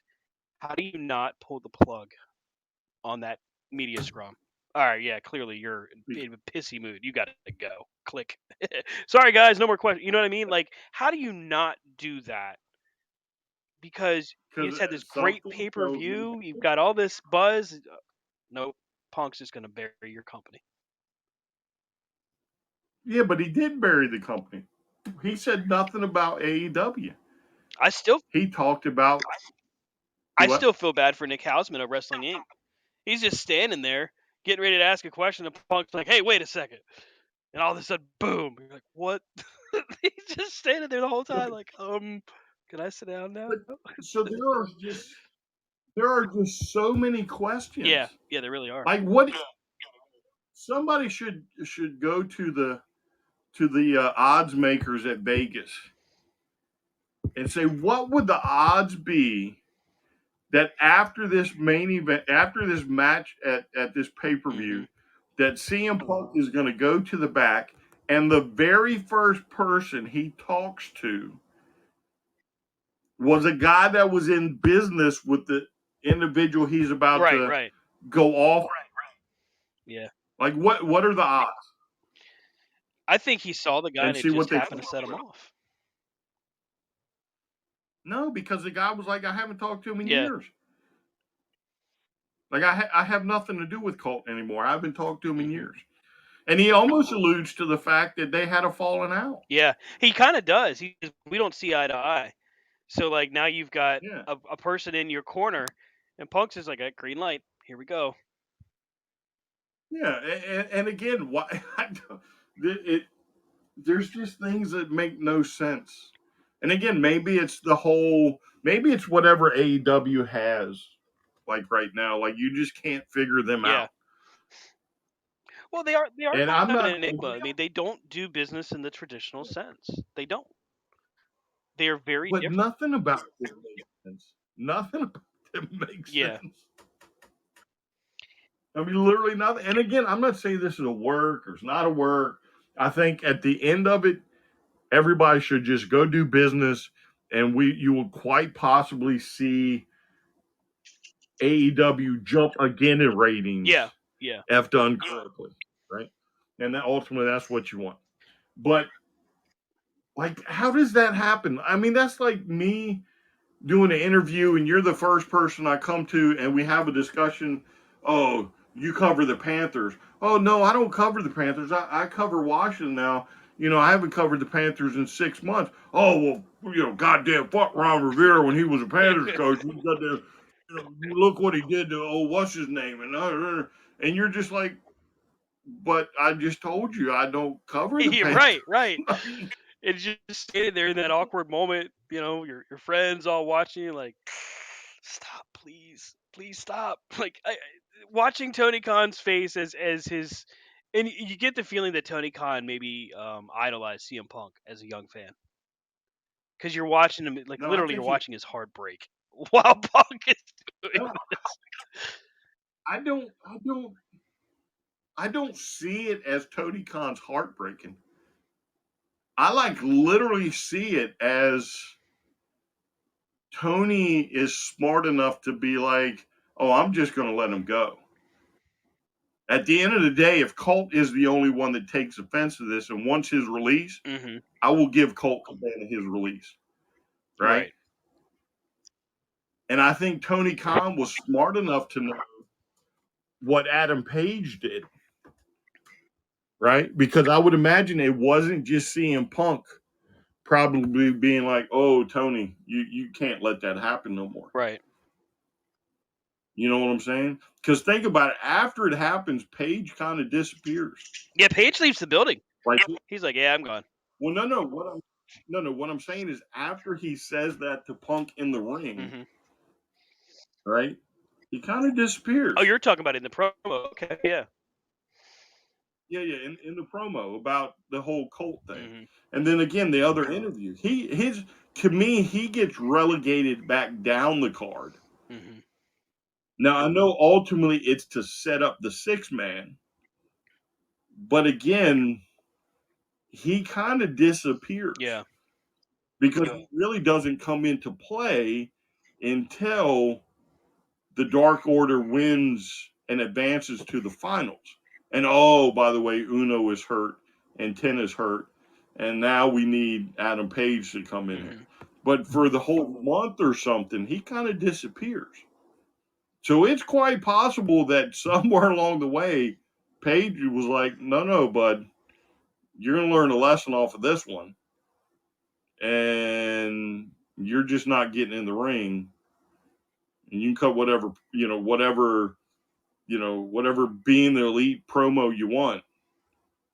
But you're going to sit a month out. Well, and being the elite now is on hiatus as well. Also, the Young Bucks updated their Twitter profile that said suspended AF. Oh, good for them. See, maybe they are smart enough to know when we come back we have to do business. I mean, I would hope so. I think that they are. Yeah, in the moment, yeah, it's a mess. You go back there. You know what? I'm going to tell CM Punk that he can't talk to me like that. Blah blah blah. You go back there. This whole thing happens. Somebody gets bit. Somebody throws a chair. I mean, everything goes crazy. Now you're stuck. You have no choice. Literally, you're just like, well, okay. What are you gonna do? I mean, you got to try to do something. You can't just. You gonna walk away from millions of dollars? No, come on. Well, listen. So if it's Kenny Omega, right? If it's Kenny Omega, Kenny needs to stay the course, right? He needs to stick with what he's doing, the little interviews and stuff for the video game. Needs to toe the line and do what's right. If it's the Bucks, I am not stopping being the elite. Like, we are doing dream sequences of where we're skipping through the hallway and Punk kind of, bumps into me. And then next thing you know, there's this big melee. Or, oh, I'm going to deliver tea and crumpets. And he kicks open the door. Right. And you know what I'm Play saying? the evil music in the background and everything. I could see that, honestly. Yeah. And I understand it's probably going to get you in trouble. Maybe Tony Khan shut him down. Who knows? Yeah. But I mean, if I'm the Bucks, that's what I do. Well, that's what kind of But shocks me about how things was laid out. I mean, I expected there to be some kind of action taken, but I guess when I thought about it, I thought, well, they just got the trios titles, they just got all these things done. I didn't really see him doing a suspension. I'm not sure what I thought he was going to do, but I didn't expect him to do a suspension. I think it's a smart move. You have to do something. But I also think for the Bucks and Omega, there has to be a demotion. Yeah. And even Page, if Page is the EVP, he's got to be demoted too. Yeah. And something tells me he is, because I think Jericho alluded to the fact he was an EVP. And I could be wrong about that, but there was an interview where I think he kind of alluded to him being one also. Yeah. But I mean, that's what I do. Okay, you can come back, but you're not EVP no more. And now you have to go out there and you're going to wrestle whoever I tell you to wrestle, whenever I tell you to wrestle, and however I tell you to wrestle. Because I'm sure as an EVP, they probably had some type of, refusal type thing, Yeah. Oh no! I'm not wrestling FTR. No. I mean, that still floors me. I mean, you hear lately, and I don't know if you've noticed, but I've tried my hardest to not dive but so deep into the rumors, because there's a lot of crazy ones out there. But I didn't buy it. I just didn't see how the Bucks would do that, because they had put over so many different teams. But then after all of this, it's like, well, no, maybe the Bucks really are. Maybe, because when you think about how they got to All In, right? The New Japan and everything they did for themselves, I honestly thought that they had a pretty good amount of business sense. I felt like they really had a solid understanding as to how to make this work. And hey, it still remains to be seen. We could all be getting snowballed and not realize it, but Sure. But the business sense the Bucks have is how to put themselves over. You see what I'm saying? Yeah. Like it's about putting themselves over. It was about putting Omega over. It was about the Bullet Club over. It was never anybody else. That's true. It was them and their friends. Yeah. You know what I'm saying? They didn't put over Okada. No, it was Bullet Club. And don't get me wrong, them and Cody and Kenny, for what they did with getting the pops, right? Who would have thunk that? Right? They got the T-shirts in Hot Topic. Who would have thought that? I mean, they had their own T-shirt production company, out of their homes. And apparently it was doing quite well. But again, that was to put them over. And maybe there's a little bit of selfishness, and they can't see the big picture yet. Hopefully this all turns into something where we can look back and go, wow, remember that time, much like Bret Hart and Shawn Michaels got into it in the locker room. Remember that time somebody bit Kenny Omega? You know what I mean? Like, I hope that this does come into a situation where we're able to look at it and truly look at it and go, wow, this really led into a magical time for AEW. Because I will say this, AEW has seen consistent ratings since it happened, which you kind of figured it would. I expected the ratings to be a little higher the Wednesday after All Out because of what happened. But they're consistent. And I think that is actually a bigger success than they get credit for right now. I think what has to happen going forward as we head into Grand Slam, there's got to be specific attention to how the world title gets handled and how this layout is done. I feel like you almost have to have MJF as champion by the end of the night.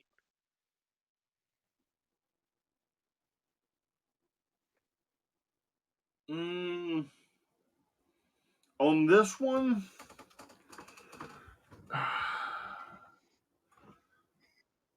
God, I mean, again, this federation is all about pulling shenanigans when you least expect shenanigans, right? Right. I don't know if that would be a smart thing though to have Danielson hopefully win, because to me that would be the smart play. Yeah, I agree. And then have MJF come out and just like ruin his break his heart. night. Yeah, like almost like SummerSlam 2013. Have him win the title. Have everybody be like, Danielson finally did it. Because I think they've been building towards that since his match with Omega. So you get that, and then you have MJF, quote unquote, cash in. I don't know if they actually would try that, because I feel like Tony Khan would not want to be that similar to a WWE kind of delivery. But I mean, to me, it just makes good sense, especially with MJF wanting to stay the heel. Yeah, but even if they did this, right? I don't. You cannot compare the two companies. Even when they do similar things, there's normally some difference to it. Right? Let's look at the fact that very few dusty finishes, or DQ finishes, and crazy oddball. There's very few of them, right? So when it happens, it's kind of like, ooh, oh, that's crazy. Your multi-man matches are handled differently. Again, the littlest thing that doesn't appear to be anything turns into this crazy shocker. For all we know, CM Punk got hurt, and the Bucks and Omega were taking time off, and they concocted this fucking story about whatever, just to be like, no, y'all go do your thing now, but play it up like you've been fucking suspended. Well, and that's the thing. Like, they really could be doing that. And I know that there's a lot of members of the media right now that are saying, "Hey, look, it's not a work, it's not a work." But the real truth is, AEW has done amazing work at keeping us in suspense.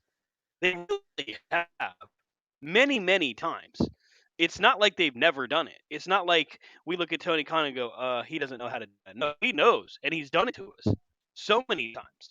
So you kind of have to sit there and go, maybe. I mean, Punk tore his tricep. That's a serious injury. That's 8 months. So how do you turn this into, okay, how can we turn, lemons into lemonade here? Get out there from chicken shit. How do you do it? Well, okay, we got to have something that's sustainable. Hey, Punk, you think you got another pipe bomb in you? Well, sure, why not? And it wouldn't surprise me. It's not out of the realm of possibility that he probably went cold and said, I'm going to say some shit, but it's not about you. And then just proceeds to go nuclear with it. That's really not that far out of the realm of possibility. No, I mean, to me, it's a crazy situation. The whole event is crazy. Makes no sense. Ain't bit a guy. Yeah, really. He bit the one guy in the room that was trying to do the right thing. That's what cracks me up. Like, here's all these angry people. Fuck you, Punk. No, fuck you, Punk. No, somebody save the dog. What? Yeah, save the dog. Save the poor puppy. And he's the one that gets bit. Yeah, exactly. And what the fuck was Cutler and Daniels doing? Yeah. Sorry, I don't mean to guys. What were they doing? He's spraying that. Come on, break it up. Like, I can't imagine. Nakazawa, what's he doing? What, he's just hanging out. Hey guys, what's up? Hanging in the locker room. Just tagging along with Ken. Now, did he oil up first like he used to, or was Don Callis back there doing commentary? Oh yeah, I mean, you would at least think Don would have been smart enough to be like, Kenny, No, Yeah, bud. right. Let's go. We'll let them fight this one out, Kenny. Kenny's at the door. Don's getting pulled away. Kenny's like, the dog, no. Someone save the wee puppy.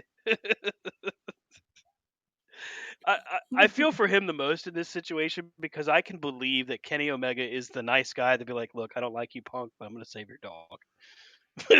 You know what I mean? Like, I can see him literally doing it. And then as he walks back, because now he's giving the dog to somebody, suddenly he gets bit because Ace Steel was pissed off. Yeah. Damn it, Ace. And you see, that's the other crazy thing, right? You have grounds to fire so many people, Yeah. and you haven't fired a damn one. There is still talk that Punk and Ace Steel could be fired when Punk is over his injury. Currently, Punk is under contract, and there's actually some speculation that his contract is structured in such a way that he's actually an employee of the company. So while he's hurt, he can't be released. So if he would be an employee of the company, Mm-hmm. would he not fall under workman's comp? Yes, that is where a lot of this legal stuff is coming from.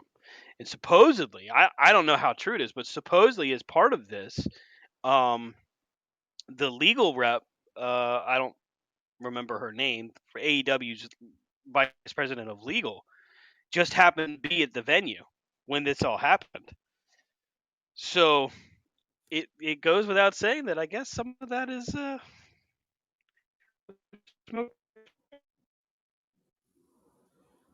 You cut out there, it's a bud. little weird. I just feel like in this situation when there's a lot to be discovered still. Although we'll probably never get like a Warren report. Right. Well, that's what we need. We need to get investigative journalists in there to get the whole truth. Because even though you can't fire Punk, you could fire Ace. Yeah.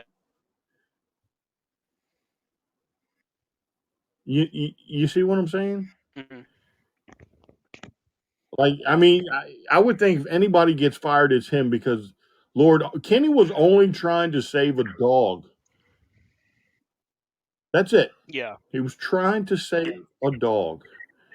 And Ace just went crazy and bit him. Ace went rabid.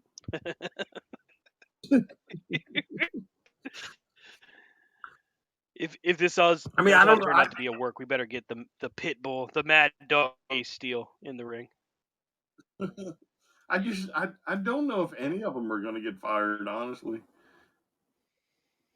I mean, if that's where we stand right now, if this is 100% not a work kind of thing, then I would expect that there would be releases.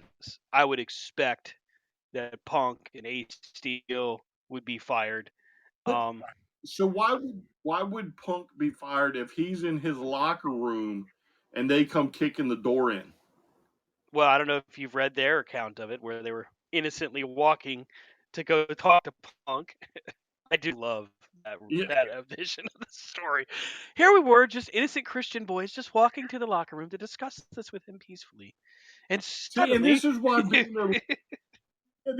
being the elite still needs to be on the air. Yes. Because that's what I would have done. I would have made a skit out of that. And the skit you would have had like 1 million plus views off of it. Yeah. Suddenly this evil man accosted us. I mean, that's as we walked down the hallway, Punk turned and he put his hand to his nose and he waved at us. And then Ace Steel ran in and bit me. He cannot have none of that. We are the Young Bucks, damn it. We are Christian AF. It would have played out so well. It really would have. Yeah, I mean, it's just this whole thing makes no sense. But again, what of this is Punk's fault? Outside, you take away. All right, so outside of the tirade, the whatever. What part of this like they have an investigator, don't they? Don't they have somebody looking Well, into and this? that's where I would say that what I was alluding to when I said there's no Warren report. They had an outside third party come in to investigate this. If it's true, if it turns out that it's true that Punk started throwing punches first, would be where I would say, yeah, I would release him. If it's true. And again, that's a big if, because we may never find out what really happened. We may never find out Sure. whether or not, Punk threw the first punch, or, all we really know is that Ace Steel bit a guy, because everybody confirms that. if the Young Bucks are true to form, I'm sure Brandon Cutler was in tow, probably with a video. Yeah. Or an audio or something. But again, God. if the Young Bucks and Omega and Nakazawa and Cutler, and I don't know where Christopher Daniels comes into this. Maybe he was in there telling Punk you can't do that shit. Yeah. Whatever. If they come into the man's dressing room, I really don't think Punk's just going to stand up and just start swinging on 5 dudes. That's what I'm thinking. Like, here all these guys are walking to my locker room. I'm going to be like, plus I got a torn tricep. I'm not throwing any punches. Yeah. I'm like, get out. I'm hurt. I don't want to talk to you, or fuck off, or I don't whatever. want to talk to you. And maybe it's Ace who just like, oh fuck this. Yeah. Oh, it's on, motherfucker. You're trying to take Punk's dog. He throws the chair and knocks out one of them. Watch this shit. Look out for that Ace Steel. He's got that crazy look in his eyes. But I just don't see how, or with the sense, if I'm Punk, for them to come kicking him. And again, if Daniels is in the pile with them, not sure. Again, I have no clue where Daniels falls into this. I figure it's kind of like a Patterson and Briscoe thing, where they're outside and they see the Bucks running, so they say, "Hey, we need security right away." They try to break it up, and it's all of a sudden a big freaking mess. Yeah, but again, 5 guys walk into my dressing room. Look, man, I don't have time for this. Get the fuck out of here. Especially with a torn tricep. I'm not messing with any of that. I'm thinking about my future. I'm thinking about I've got to have surgery. I'm thinking, I'm in no condition to do this. And I mean, really, are the Bucks that kind of guy? Are they violent like that, where they're going to come in and try to start a fight? Somebody's got to put some logic to it. Well, that's what there's make it make sense, Brian. Make it make sense. I can't make it make sense to me. Let somebody else. And again, here it is 2 weeks later. We're still talking about this. Well, and it's just so intriguing. It's just so much like, what is going on in professional wrestling? I mean, to AEW's credit, what they've done here with the title and with the trios titles, very good stuff. I mean, come on, we're going to get Mox and Danielson again for the title. That's huge. When did we get it the first time? We got that before. It was on pay-per-view, wasn't it? Revolution? Yeah, I think it was Revolution. I don't know. But I mean, we get that. We get the trios titles, which is on what we would have expected, a legitimate trios faction like Death's Triangle. That's going to deliver some great matches. I want to see Best Friends against Death's Triangle again. I want to see Orange Cassidy against Pac, and we're going to see that. We're getting some really good wrestling. And so AEW, one of the things that has always been this is why I love AEW, is because it doesn't matter what's happening around and behind the scenes, their wrestling still stands out as the top wrestling in the industry right now. Like, that's why I love them. Yeah. Mm-hmm. Oh yeah, yeah. I mean, again,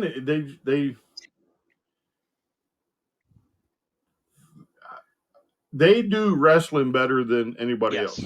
Yes.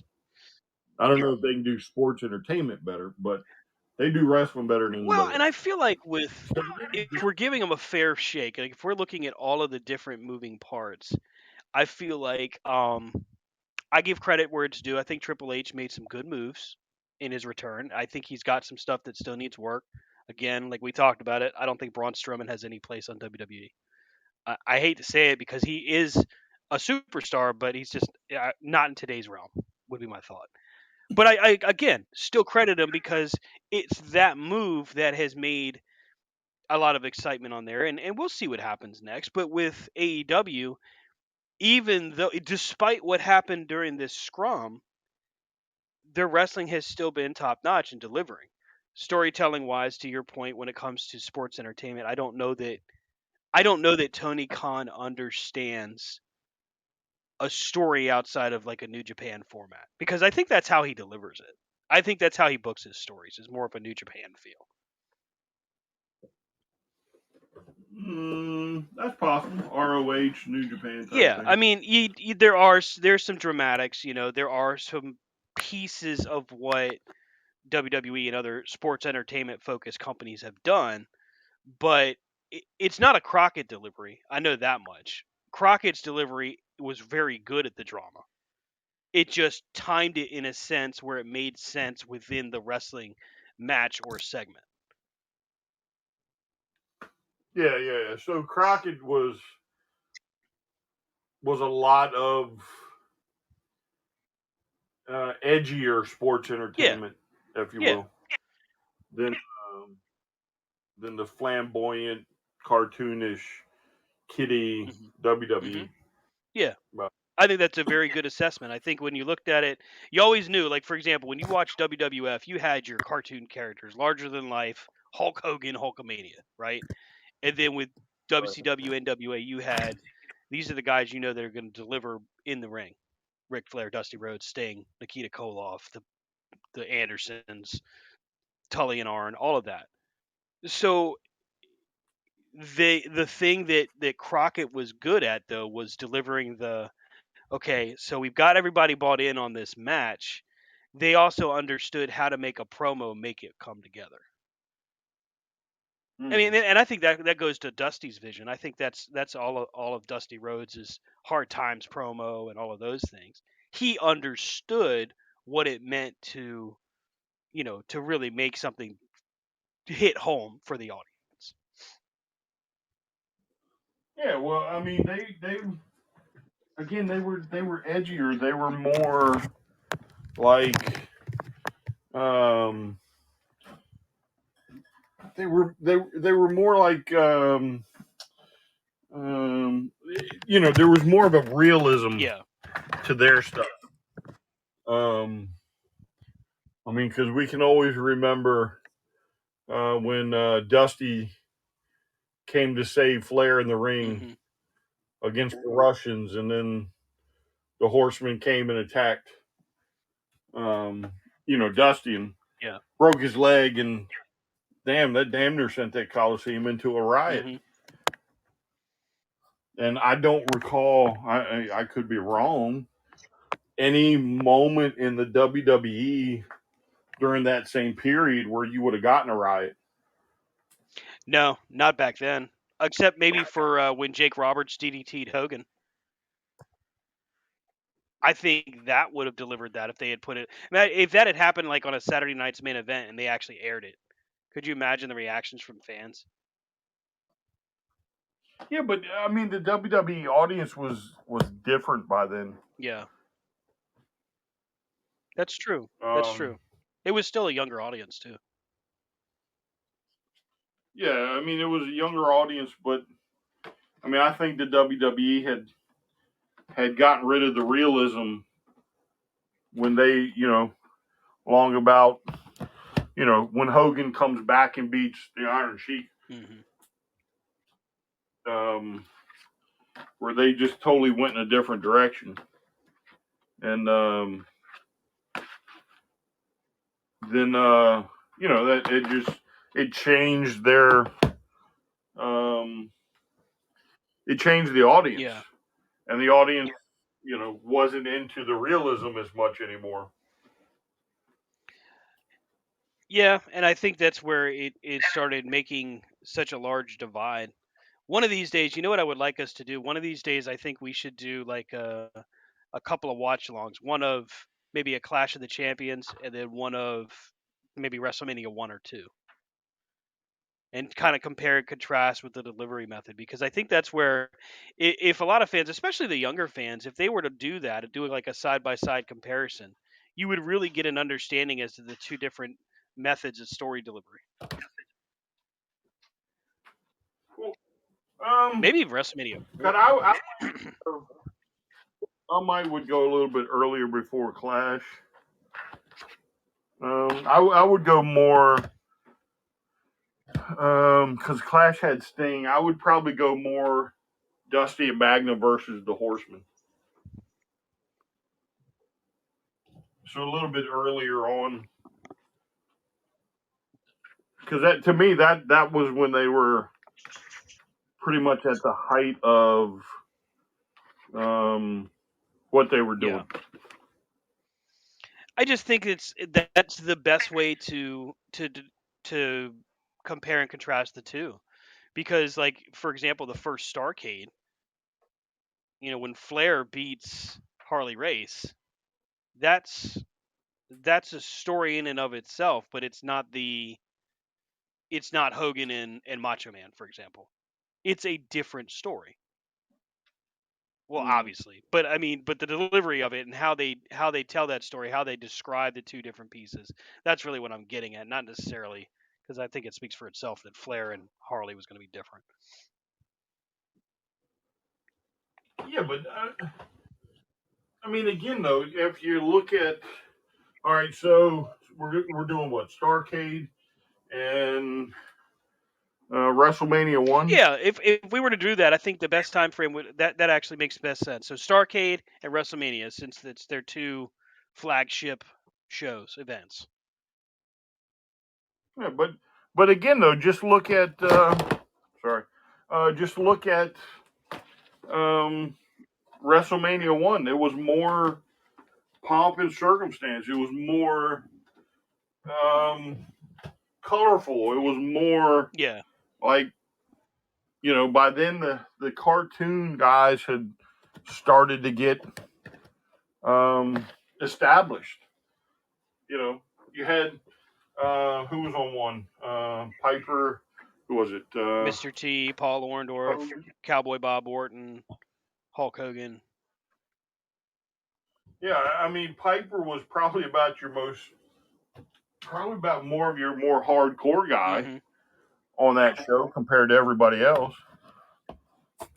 Hogan was playing to the crowd, drawing in the kids and say your prayers and eat your vitamins, brother. Right. And then on the other side of the coin, you had storytelling, but it was more real, more in your face, more. Trying to think, Starrcade 1. Who else was on Starrcade 1? Was that the dog collar match? No. Yeah. Flair no. for the gold. No. That's 1983. We're looking at Flair and Harley Race in the cage, Piper and Valentine in the dog collar match, Ricky Steamboat, Jake Youngblood against the Briscoe brothers. Wow. Yeah, I mean, even that, there was more. It was more realism put to it. Yeah.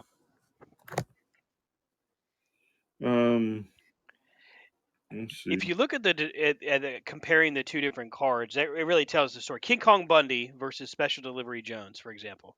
And then you look at, let's see, that was match number 2. Starrcade, match number 2 was Kevin Sullivan and Mark Lewin versus Scott McGee and Johnny Weaver. Yeah, but that was my man Johnny Weaver though. Don't be bringing up Johnny Weaver and just, you better put some respect on that name. If I hadn't read the card, I wouldn't have known who he was. But match 3, WrestleMania, is Ricky Steamboat and Matt Bourne. Match 3 at Starrcade is Abdullah the Butcher and Carlos Colon. Oof. I need to see if I have a Starrcade. Yeah, we need to do a watch along. I think that's something we're going to plan on doing here soon. We're going to do a watch along of WrestleMania 1, and we'll do a watch along of Starrcade 83. Because if you really want to learn, if you're out there and you're listening to it, you're going, man, what are they talking about? What we're looking at here is how stories get delivered in pro wrestling. And then I think what another good way to do it would be to watch All In and talk about how it differs. We could do a 3-part series on story delivery in pro wrestling. No, I say we just stick to the two. We might be all watched pay-per-view washed out by then. Well, we're coming up on that time of year where there's like 5 pay-per-views a month, kind of thing. So you gotta pace yourself. So God, I'm trying to see. Apparently, we must be running out of like storage space on Podbean, because it's telling me here that we've got just under 3 minutes. Podbean, you're freaking killing me, man. Listen, man, I said we go back. This is. You know what? If even if we just recorded it and just posted it later in the night, I'd be okay with that. I think we might end up going to something like that, because I'm not that I don't like Podbean. It's nice and all, but I don't have to be live to get our show done. I think I could survive. So this week's Grand Slam 2, Brian, we're talking about MJF possibly coming out. Do you think Grand Slam 2 ends with MJF winning the title?